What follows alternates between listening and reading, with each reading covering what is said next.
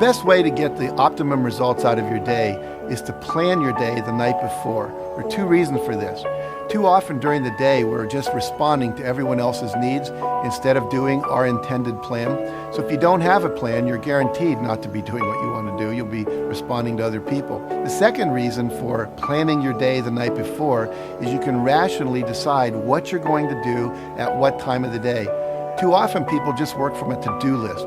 What you want is to schedule exactly what you're going to do at what time. Schedule how long you think it's going to take. And by doing it the night before, here's the payoff. All night long, your unconscious and subconscious mind is going to be working on how to make that happen. It's going to be coming up with creative ideas, pulling information from your past memory into the present so you can utilize it, and literally planning your perfect day. It's like having an employee working for you all night long. If you do it in the morning, you don't get that benefit. And then start to work your plan. Plan your life, work your plan. You're going to be very, very successful. Find something. Find a thing that you genuinely enjoy, because getting good at things you genuinely enjoy is extremely beneficial for young people, because it lets you know that, like, everybody thinks they're a loser. Every young person thinks they're a loser. At least a young person in the situation I was at. Like, I didn't know I wasn't a loser until I started winning, until I started doing martial arts. Martial arts taught me that, like, I could get better at stuff, that I wasn't really a loser. I just was someone who was, like, in a fucked up situation.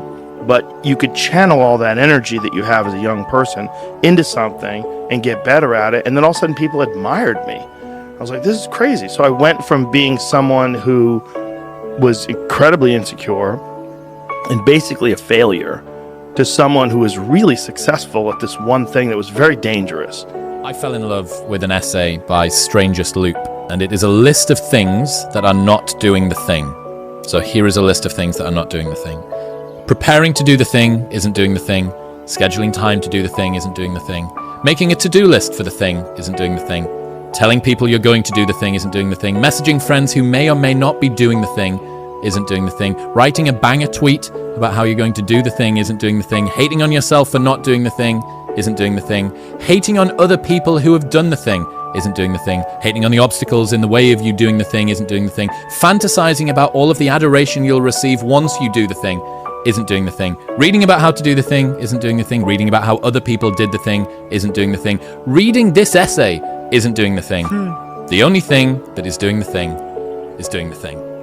I would like to know, when you're in that moment failing and you have to keep going, what do you say to yourself? What if? A lot of times I'll be in a 200-mile run or something like that, and I'm all jacked up. Body's broken, mind's broken, spirit's broken. I start to say, what if I can pull this off? When I first walked into the Navy SEAL recruiter's office, he looked at me and said, there's only been 35 African Americans in 70 years make it through. You know what I said to myself? What if I can be the 36th? It's the what if I can pull off a fucking miracle. What if I can become someone that no one thinks I can be? Job offers will come to you. Money will come to you if you have this kind of inner strength, this kind of inner power that I think is the ideal for young men today in the world. It's very confusing right now because everything is so fluid, and we're all supposed to think that there's no such thing as masculinity anymore, that it's toxic. But real masculinity, that real kind of strength that I'm talking about, is not toxic at all. It is not out there to hurt people. It's not out there to dominate, to be aggressive, to push people around. It's all about an inner strength, an inner confidence that you radiate outward. And that's a beautiful, beautiful thing. And I advocate making that your ideal and making that the kind of the radar that guides you through these very difficult times. Getting over failure and finding success begins with taking 100% responsibility for your life. You have to give up your excuses and victim stories. You have to drop all the reasons you can't succeed or haven't succeeded so far. I know it's a challenge, but if you want to get ahead, you have to take complete responsibility for everything you experience in your life. When we have setbacks, we get sidetracked with blame and excuses, and we give away the power of personal responsibility. You can change that. When something doesn't turn out, you can ask yourself, how did I create that situation? What did I say or not say? How did I get the other person to act that way? You may think you can't control other people's actions and you're right.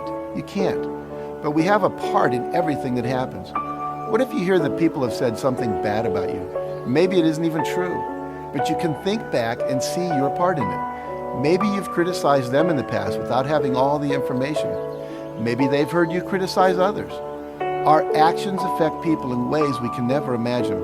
And finally, you want to ask yourself the real power question. What will I do differently next time to get the result I want? It's great to know what you did to contribute to your own difficulties, but it's pretty useless if you don't put that knowledge to work. Let it help you. Let it move you forward. After watching that film, I come to understand if I could work that hard every day, being blessed with the physical tools that I have, what would my career be? And I made a promise to myself from that day that I was going to work that hard every single day so that when I do retire, I have no regrets.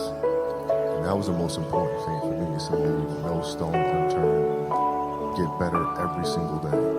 And if I lived that way, then over time, I'd have something that was beautiful. That was my philosophy. It seems like a pretty simple one, but if you live your life to just get better every single day, and you do that for 20 years, then what do you have? Say is, when you grow up, you tend to get told that the world is the way it is, and your life is just to live your life inside the world, try not to bash into the walls too much, try to have a nice family life, have fun, save a little money. But life, that's a very limited life. Life can be much broader once you discover one simple fact, and that is everything around you that you call life was made up by people that were no smarter than you.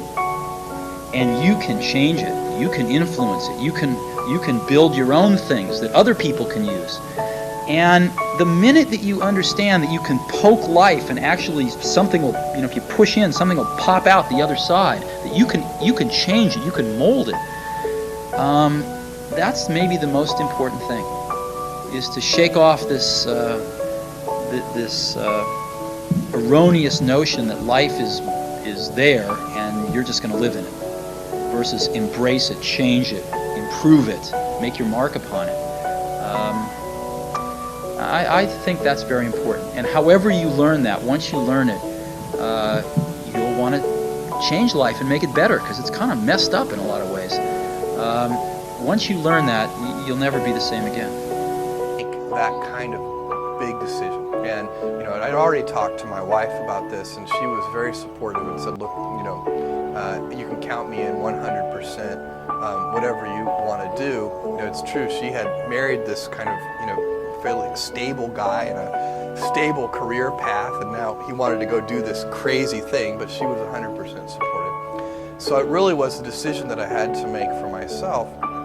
And the framework I found, which made the decision incredibly easy, was what I called, which only a nerd would call, a regret minimization framework. So I wanted to project myself forward to age 80 and say, okay, now I'm looking back on my life.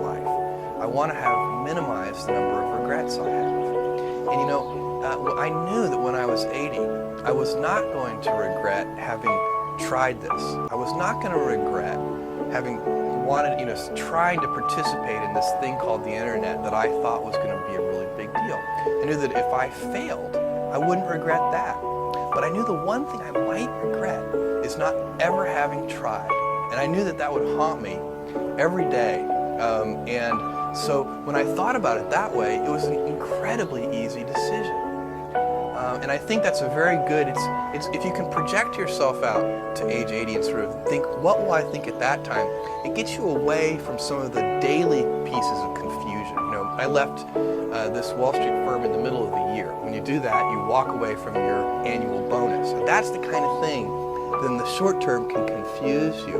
But if you think about the long term, then you can really make good life decisions that you won't regret later.